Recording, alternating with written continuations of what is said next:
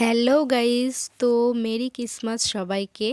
আর তোমরা কে কেমন এনজয় করলে ক্রিসমাসে ডেফিনেটলি জানিও। আমার তো কোনো প্ল্যানিংই ছিল না, তো তবুও প্ল্যানিং না করতে করতেই চলে আসলাম।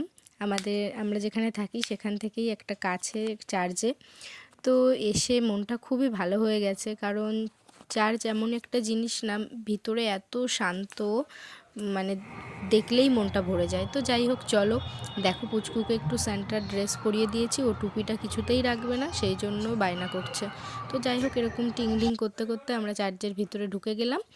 আর এসে আর কি মনটা খুবই ভালো হয়ে গেল। এত সুন্দর ডেকোরেশন, এত সুন্দর করে সাজিয়েছে, সত্যি খুব ভালো লাগছিল।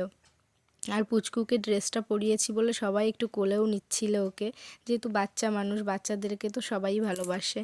তো যাই হোক, চলো এবার চার্চের থেকে একটু ঘুরে টুরে নমস্কার করে একটু প্রে ট্রে করে বেরিয়ে গেলাম। তো বেরিয়ে গিয়ে আমরা গিয়েছিলাম একটা মলে। তো ওখান থেকে কিছু কাজ ছিল, তো কাজ টাজ মিটিয়ে আমরা দেন বাড়ি চলে গেছিলাম।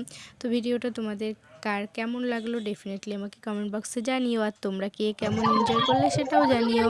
So bye bye. আর সামনেই নিউ ইয়ার আসছে, তো সবাইকে অ্যাডভান্স হ্যাপি নিউ ইয়ার। তোমাদের নতুন বছর, যাদের মনে রাগ দুঃখ কষ্ট সব কিছু ভুলে তোমরা নতুন করে সবাই আনন্দ করো।